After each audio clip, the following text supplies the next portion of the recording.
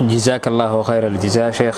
Saailka ugu horeeyo waa gabar la yiraahdo Qadra Saciid oo ka soo dirtay magaalada Nairobi, Kenya.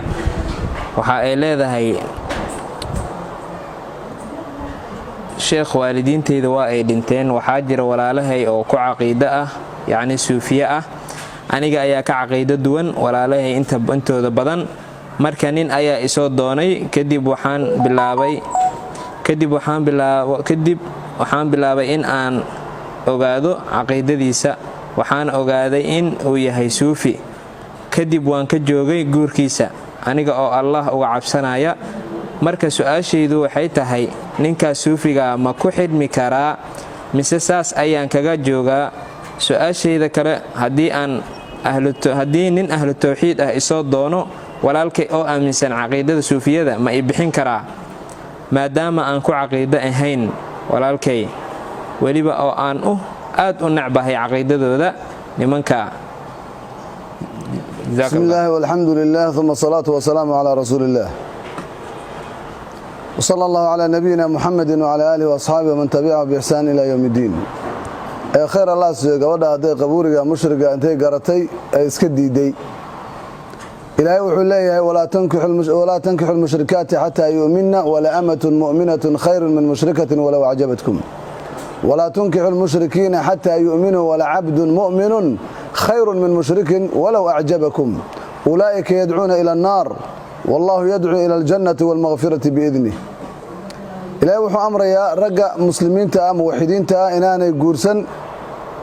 قبر مشركة si kasta haydin yaab geliso quruxdeeda iyo maalkeeda. Sidoo kale gabadha muwaxidada ahlu tawxiidka inaanan loo guurin ragga mushrikiinta, bal ilaahay wuxuu sii raaciyay wala abdun mu'minun khayrun min mushrikin walaw a'jabakum. adoon mu'min oo muwaxida ayaa ka fiican oo ka khayr badan mushrik haba idin ajab geliyo maalkiisa iyo sumcadiisa wixii markaas ay dadku ku weyneynayaan. khayr Allah si gabadhaas ee Nairobi joogtay mushriga iska diiday.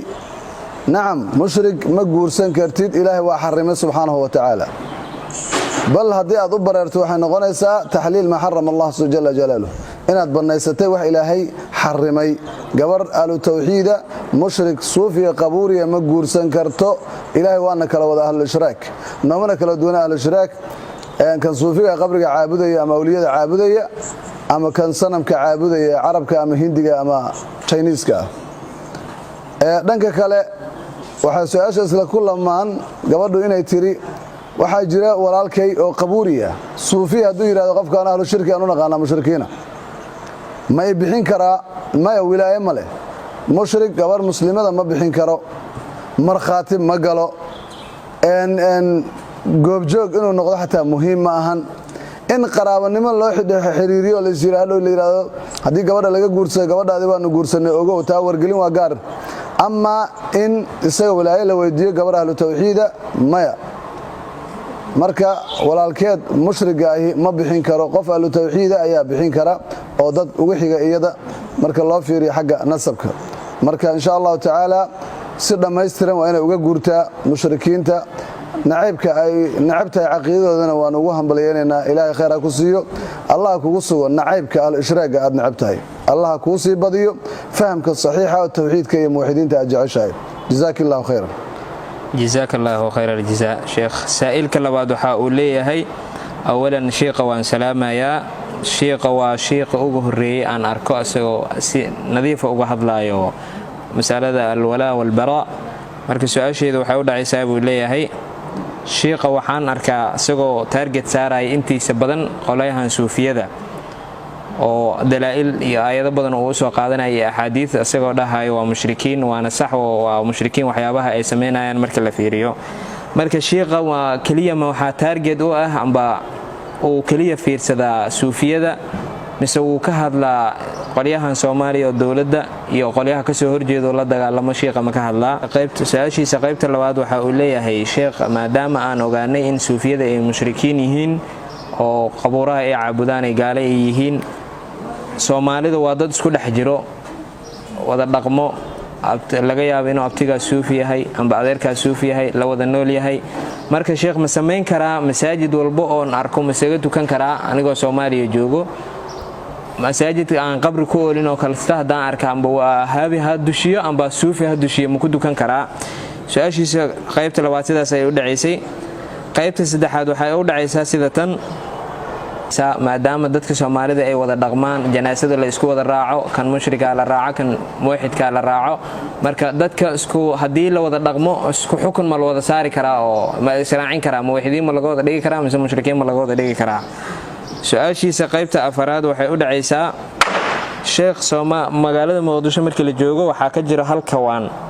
oo la yiraahdo kawaan bari xoolahana meeshaas baa looga soo qalaa sheekh marka anigoon ogeyn in uu muwahid soo qalay inuu mushrik soo qalay ma cuni karaa gowracaas falyatafadal bismillah walhamdulillah thumma salatu wassalamu ala rasulillah wa ashhadu an la ilaha illa Allah wahdahu la sharika lah wa ashhadu anna Muhammadan abduhu wa rasuluhu sa'ilka su'aalihiisu waa badan yihiin waana kala duwan yihiin su-aasha koowaad wuxuu kaga hadlay maamul siyaasiya iyo dad ka soo horjeeda maxaad uga hadli weyday oo ugu badan tahay ama se aad xoogga u saartaa qabuuriyiinta iyo suufiyada oo dhanka xaakimiyada maxaad uga hadli laadahay waxaan rabaa inaan u sheegay isaga iyo qaar kale oo fikirka qaba fara badan baa jira in xaakimiyadu iyo ay kala horeeyaan caqiidadu dalkan aan degannahay kumanaan ama boqolaal sano ayaa caqiidadan suufiyada shirkiga ahi soo jirtay oo si fiican curuuqdii iyo lafii iyo dhuuxii dadka ay xididadoodiiba gashay marka alcaqiidatu awalan baan leenahay in marka ahlu shirkigii aan caddayno oo dadka suufinimada iyo shirkiga qabuuriyada laga saaro kadib baa loo gudbayaa shirkul qusuur in laga hadlo ama xaakimiyada laga hadlo laakiin dadkii inta badan ilaahay khayrkii caabudaya asnaam caabudaya in xaakimiye iyo lagala hadlo oo xaakimiyada xoogga la saaro iyadoo ay mudan tahay in laga hadlo oo la dhiso dadka waxaa nagala muhiimsanaatay muhiimadana aanu siinay meeshii nebigu ka bilaabay ahlu shiraaga markuu dacwada ugu yeerayey inuu marka hore caqiidada dhiso shirkul watanka burburiyo marka waxaan isaga saaxiibada kale aad u jeclaan lahaa inaan xaakimiyada ka hadlo aan leeyahay xaakimiyada ilaahay khayrkii loo xukun tagaa shirki baan ka rumaysannaa inay tahay labadii shirki marka la isbarbar dhigana kii nebigu ka bilaabay burburintiisaanu ka bilaabayna oo ah shirkul qubuur ama shirkul watan marka cafwan laa ilaaha ila allah laa macbuuda bixaqin ila allah kuma fasirayna sida ay ku fasireen dad badan oo ama akhwaanka ama kuwa kale oo yidhi alxaakimiyatu alculya lilahi waxda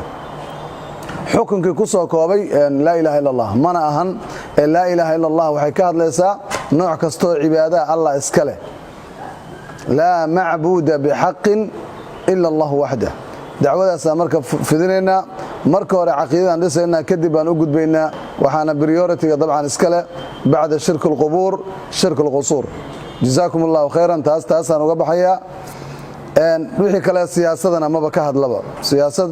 hadda ma joognaan ka hadlan dadka caqiidadan ka dhisno weeye su-aasha labaad isla saa'ilkaana weydiiye waxaa weeye waxaan rumaysnaa buu yidhi in qabuuriyiinta ama suufiyadu mushrikiin yihiin haddana ma kala sooco masaajidkan toona waa isaga tukadaa taas waxay u eg tahay marka wixii waan fahmay danna kama lihi haddaad og tahay inay mushrikiin yihiin masaajiday leeyihiin way cibaadaystaan culamay leeyihiin salaadaha aan tukanno shantaaba iyaguna tukadaana waa addimaan haddii aad leedahay masaajidkan soo gaaraan isaga tukanaya anoon kala eegin inuu ahlu tawxiid yahay inuu ahlu shirki yahay hadda suufiyada mushrikiin baan u aqaanaa ha dhihin weli waxaa kuu dhiman inaad u aqoonsato inay mushrikiin yihiin markaad aqoonsato waad baraa'o qaadan lahayd waxaanad hubin lahayd cidda masaajidkaa tujinaysa sidii imaamkii axmed bin xambal uu yeelay markii jahamiyadu magaalada baqhdaad ay ku soo badatay oo la weydiiyo la yidhi masaajidka laga aqimo see yeelnaa ma galnaa wuxuu yidhi laa tusalluu khalfa ilaa man tacrifuuna caqiidata ha ku daba tukanina qof aydan caqiidadiisa garanayn halkaa wuxuu imaamku iska ilaalinaya jahamiyadii in lagu daba tukado weliba wuxuu yidhi marka hore waan fuduudayn jiray oo dadka waxba ha baarbaarinaan oran jiray laakiin hadda waxaa badatay bidici jahamiyada badatay shirki baa hadda jooga sheekh ilaahay khayrkii niman caabudaa jooga awliyada u yeerto ku tawasula wax u gowraca oo nebiga u yeerta calayhi salaatu wasalaam munaafiq iyo burdo diin uu yahay inaad iska fiiriso ood hubiso mushrikiinta iska ilaaliso aday dani kugu jirtaa marka ha odhanin anoo iska hubin iskala tukan karaa maya mushrik lama tukan kartid mana aadan baraa'o qaadanba haddaadan mushrikiin iska ilaalinayn marka haddaad qirtayna mushrikiin yihiin dee nin og ee meel cadow ilaahay ka buuxaan ahlu shirkiya qofku doona iskagama daba tukanaya wuu iska hubinaya marka atawaquf watabayun waa muhiim jiddan inaad iska hubiso cidda aad la cibaadaysanayso meel kastoo joogto haddiiba ahlu ishraak ay meesha joogaan daartuna daarul kufri ay tahay oo taaquudku maamulayo waxaan u soo gudbayaa midda saddexaad oo uu yidhi dadku waa isku dhex jiraan ma waxaan ku wada xambaarnaa kufri ma waxaan ku wada xambaarnaa tawxiid dadku hadday isku dhex jiraan oo ay kala baraa'o qaadan waayaan oo muwaxidiintu mushrikiinta ka guuri waayaan iyagoo u yaqaan mushrikiinna yihiin waa israacayaan xukunkaa israacinaya ka guurintu ma aha inay ka guuraan kama wadno muwaxidiintu degaan ha uga guuraan caqiid ahaan mushrikiinta inay uga beri noqdaan wey laakiinse adiga maxaa ku saaran inaad iska hubiso qofkaad jinaasadiisa raacayso awal haddii ikhtilaaf jiroodon dan ka geli jirin maanta waxaad fahamtay qaar badan bal inta badan ummaddii ahlu ishraak inay yihiin inaad isbaa hubiso oo iska ilaaliso aday dani kugu jirtaa waa tii salaadoo kale qof kasta jinaasadiisa ma tukanaysid ilaa qof aad hubto inuu ahlu tawxiid yahay mooye haddaadan aqoon ilaahay baa yaqaan subxaana wa tacaala is ilaali lafahaaga ilaalso anigu dadka wada xukun oo dhammaan waa gaala dheh inta dhinac ka istaagtay ma ku dhahayo laakiin ninka muwaxidkee fahmay ahlu ishraaga oo ka beri noqon waayey wuxuu soo gelayaa naaqid min nawaaqid alislaam man lam yukafir almushrikiina aw shaka fii kufrihim aw saxaha madhabahum kafar ninkii mushrikiinta aan gaalaysiin ama shirkigooda ka shakiyo saa ku walaalaysta ama madhabkooda saxiix yeela isagaa kaafir noqonaya waa naaqidka saddexaad ee min nawaaqid alislaam marka waxaa shardiga inuu yaqaano waxa uu la cibaadaysanayo oo walaalaysanayo taa marka waxaan leeyahay qofka fahamsan ahlu ishraaggii ka dhex bixi waayey oo wala siiyey xukunkaa raacinaya kaas adigii badbaadadaada maxay ku jirtaa inaad iska hubiso qofkaaad la cibaadaysanayso iyo qofkaaad jinaasadiisa tukanayso iska hubintuna de waa wax badan baan ka hadalnay aimo badan baa ka hadlay adigana hadda waxaan kuu soo jeedinaynaa dad isku dhex jira ogtahay mushrikiin iyo muwaxidiina iska hubi cidda aad jinaasadiisa tukanayso hadday dadku kugu eedeeyaan oo takfiir baa tahay ku yidhaahdaan ama faarax baa tahay dan ha ka gelin maxaa yeele diintaadii baad badbaadsanaysaa waxaad badbaadsanaysaa mustaqbalkaagii ahl ishraak inaad jinaaso ku tukato oo ilaahay diiday baad iska ilaalinaysaa liqowlihi tacaala maa kaana lilnabiy waaladiina aamanuu an yastakfiruu lilmushrikiina walow kaanuu uli qurba uma bannaana nebi iyo dad mu'miniina inay dembi dhaaf u weydiiyaan mushrikiin qaraababa ha ahaadaan marka inaad is ilaaliso mushrikiin iska ilaaliso inaad jinaaso ku tukatana waa shardi saa isu badbaadin lahayd marka adaa lagaa rabaa waxaa kuu soo haray midda u dambaysa middan bay la mid noqonaysaa waxaa la gowracaa meel baad joogtaa mushrikiin iyo muwaxidiin joogaan waxaasoo dhan hubaal bay kaaga baahan tahay sheekh haddaad iska ruugto de wax ilaahay khayrkii loo gowraca mushrik soo gowracay baad cunaysaa haddii kalena iska hubiso xalaal raasatan waad ku khasban tahay idan marka qofka maanta yidhahda waa is ilaalinaya ciriiri buu gelaya u diyaar garow ciriirigaas gaalaysii kuma odhan dad muwaxidiina laakiin mushrikiinta iska ilaali gowracooda salaadooda guurkooda jinaasadooda saa isu ilaalin lahaydna adaa lagaa rabaa inaad isticmaasho tabayun iska hubinna waad ku khasban tahay maadaama aad ku dhex jirto mujtamac ahlu shirkigu u badan yahay jazaakum allahu khayr jazaaka allaahu khayra aljazaa sheekh dadka su-aasha soo gudbinaya waa isa soo raacinayaan su-aalaha saa'ilkan waxa uu leeyahay su-aashiisa saddexay u qaybiyey waxa uu leeyahay gaalaysiinta ummadda muslimiinta ah soo ma ahan manhajkii khawaarijta tan labaadoo ah sheekhow qofka aanan haysanin manhajka maxamed cabdiwahaab ma gaalnimo miyaad ka aaminsan tihiin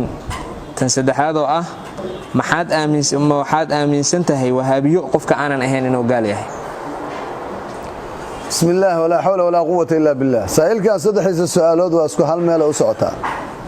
waana u jawaabaynaa insha allahu tacaala laakiin annaga ugu talagelaynaa kolley haddii asagu ilaahay ku hanuuniye khayr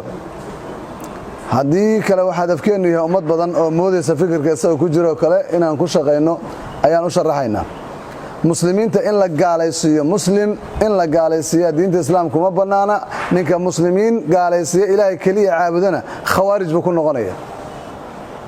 laakiin su-aashu waxay tahay yaa muslimiina ma ninka rumaysan carshiga ilaahay gacanta jiilaani inuu ku jiraa muslim ah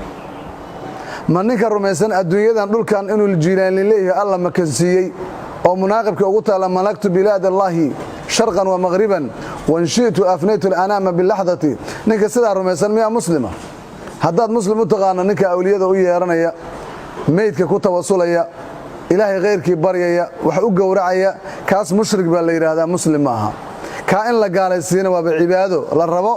in nabi maxamed lagu raaco calayhi salaatu wasalaam laa nabigaa yidhi man maata wahuwa yadcuu min duuni illaahi nidan dakhala naar ninkii dhintay isagoo ilaahay khayrkii u yeeranaya naartuu galay ama gelaya xadiis sahih al-bukhari ku yaala xadiis kale nabigu wuxuu yidhi sallallahu alayhi wasallam man laqiya allah yushrik bihi dakhala naar ninkii ilaahay u sharig yeela ee sidaa ku dhintay naftu ka dhacdo ilaahay la kulma naartuu galaya isagoo alla u sharig yeela xadiis sahih muslim ku yaala way idan nabiga shirki isaga nooga digay inaan fogeynana waa diinta nabi maxamed qofku muslim ku ahaan maayo nabiga inuu sheegto ilaahay khayrkiina caabudo hadduu ilaahay khayrkii caabudo nabi maxamed buu sheegtaa muslim buu sheegtaa ma dhahayno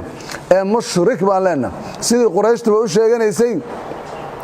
inay raacsan yihiin diintii nebi ibraahim iyagoo mushrikiina ayay sheegan jireen ibraahim inay raacsan yihiin qur-aankuna waa ka anfiyey mushrikiin weeye ayaa la yidhi looma fiirin inay nabi ibraahim raacsan yihiin ama awowgood iyo jecel yihiin looma fiirin maka iyo xaramka inay xaramka u yaqaanaan ee waxaa la eegay sharcigu uu miisaanka saarayaa cidda ay caabudaan hadday ilaahay keliya caabudaanna waa mukhlisiin waa muslimiin hadday ilaahay u sharig yeelaanna waa mushrikiin idan muslimiin ma gaalaysiinaa mushrikiin baan gaalaysiinaa walxamdu lilaahi rabbilcaalamiin waan ku faraxsannahay inaan mushrikiinta kufrigooda iyo shirkigooda dadka u caddayno si ummaddu laba waddo u kala marto waddadii shirkiga ee uu horkacayo ibliis iyo waddadii tawxiidka oo laga qaadanaya nabi maxamed diintiisa calayhi salaatu wasalaam alkitaab wasunna intaan taa markaa uga soo gudbo muwaxidiin baan islaaminaa ee mushrikiin ma islaamino haddaad naga sugaysay shiicada iyo qabuuriyiintana muslimiin dhahanana mushrikiin weeye kuwaas waxaan ku gaalaysiinana waa masharaxay waxaan u soo gudbayaa su-aasha adi labaad ee ahayd maxamed cabdulwahaab caqiidadiisa ninkaan haysan ma gaal baad u taqaanaan cidse uga horraysay oo muslimiin gaalaysiisa ma jirtaa war saa u eg baad tidhahdeen maxamed cabdulwahaab waa 200 sano laga joogaa laakiin waxaan akhrinaynaa waa qur'aan iyo xadiid war maxamed cabdulwahaab uu leeyahay maaha sheekh 200 sano ka hor dhintay way raximahullah shirkiga wuu la dagaalamay alxamdulilah qabuuriyiin iyo shiicaba wuu la dagaalamay ilaahay ajra ka siiyo laakiin manhajka iyo caqiidada isagu ma leh manhaj salaf salih kitaab wa sunna idin kala hadlaynaa maxamed ibn cabdulwahaab dad ka horreeyay baana gaalaysiiyey dadka makhluuqa alla ugu dhawaaday oo axmed bin xambal wuxuu dhintay 241 maxaa cabdulwahaab asaga 1000 sano ku dhawaad baa u dhaxaysa wuxuu yiri kitaabka al-iqnaac akhriya man ja'ala baynahu wa bayna allahi wasaa'id ninkii yeela asaga iyo alla dhexdooda xiriiriye yadcuunahum ay baryayaan ويسألونهم الشفاعة شفاعة ويديسانيان كفر إجماعا بوليه وقالوا بسيل اسكور عسيهي وهذه مثل عباد الأصنام تاسنا waxay la mid tahay kuwii asnaamta caabudaya oo kale ka raadiy al-iqnaac kitaabka la yiraahdo ee imaamku uu warkaas ku leeyahay idan waa aqeeda muslimiintu ay rumaysan yihiin ninkii makhluuq alla u mara oo ilaahay khayrka u yeerto shafaaco weydiista waa aqeedadii quraysh yati abu jahl ya abu lahab ya utba bin rabi'a idan marka maxaa cabdulwahaab kaliya ma waxa gaalaysiiyay waa laga horeeyay waxa ka horeeyay ibn qayyim al-jawziyya waxa ka horeeyay ibn taymiya waxa ka sii horeeyay qarnigii lixaad joogay ibn jawzi al-baghdadi waxa ka sii horeeyay ahmed bin hanbal waxa ka sii horeeyay saxaabadii nabiga oo aan ogolaan ilaahay in loo sharig yeelo iyo shiicadii la dagaalamay ee ka hor yimid nimankii la oran jiray Ghaaliya oo Ali ibn Abi Talib uu gubay markay yiraahdeen Ali ilaahay baan kugu dhawaanayna taariikhda dib u soo akhriya mushrikiin muslimiin ma ahan maxamed ibn cabdulwahaabna ma aha qofka gaalaysiintooda bilaabay qabuuriyiinta cid kasto alla u sharig yeelaysa culimada muslimiinta oo dhan baa gaalaysiya annaguna culimada muslimiinta oo kitaabkii sunnada raacay baanu raacnay cid kasto ilaahay khayrka caabudaysa awliya ku tawassulaysa meyd wax u gowracaysa nabiga caabudaya nabiga baryaya aw jilaan iyo uwaysi sheekh nuur baryaya ama si ahmed al-badawi baryaya ama sida shiicada ku tawaafaya qabriga Hussein oo Hussein u yeeranaya mushrikiina billahi baan leena mushrikiin ilaahay u sharig yeelay weeye toobad iyo tawxiid baan ugu yeerina kuma sirmayno sida murji'ada oo ma dhahayna muslimiin baatiin iyagoo mushrikiina oo ilaahay khayrkii baryaya oo ku qanacsan oo qaarkood ba qababa in nebigu dembiga u dhaafi karo sida uu caddaystayba ninka la yidhaahda muuse cadde qaarna ay rumaysan yihiin in sheekh cabduqaadir jiilaani waddada ilaahay loo maraba uu yahay sida uu caddaystay maxamed cabdi jawaan oo aan asna idin maqashiiye oo jooga gobollada dhexe qaarkood waa kuwii yidhi waxaan soo raraynaa kacbadii baaba laga soo raray maka oo dhuusamareeb la keenay oo qaar badana ku farxeen inkastoo qaar ka mida inkireen caqiidada noocaasa dadka haystaa mushrikiin weeye muslimiin maaha nadcuuhum ila atawxiid waalislaam waxaan ugu yeeraynaa tawxiid iyo islaam min jadiid cusub hadda kow inay toobad keenaan kumana sirmayna insha allahu tacaala dadkana waa u caddaynaynaa faman shaaa falyu'min waman shaaa falyakfur wajazaakum allahu khayran wallahu subxaanahu wa tacaala aclam sheekh saa'ilka u dambeeya wuxuu leeyahay su-aashu waa su-aal fiqi ah sheekhow gabar saddex lagu furay saddex dalqadood mar quraata lagu furay ma la soo celin karaa bismi illah walxamdu lilah walaa xawla walaa quwata ila billahi alcaliy alcadiim hore waa uga cudur daaranay su-aalahan waana codsannay hadday caqiide ku saabsan yihiin dagaalka aan wadnaa waa dagaal aan shirki kula dagaalamayno oo la rabo tasxiix alcaqiida caqiidada dadka in la saxiix yeelo masaa'ilka fiqigaa meel walbaa looga jawaabi karaa marka waxaan codsanaynaa dadweynaha qofkii su-aal soo dhiibanayay wixii fiqi ah oo aan ahayn tawxiid iyo caqiide ku saabsanayn inaad culammada kale u dirtaan amaa dhankanaga alcaqiida shirku billaahi baan la dagaalamaynaa tan haddaan hadda ka jawaabo nacam waa la soo celin karaa gabar saddex dalqadood mar keliya lagu furay waa la soo celin karaa waana xadiidka saxiixulmuslim ku yaallay cabdullaahi ibnu cabbaas baan u daliilsanaynaa wuxuu yidhi cabdullaahi ibnu cabbaas xilligii nebiga saddex dalqadood mid bay ahayd hal dalqaday ahayd xilligii abubakar sidoo kale ahayd markii la gaaray qayb ka mida xilligii cumarna sidoo kale ahayd markii dambe ayaa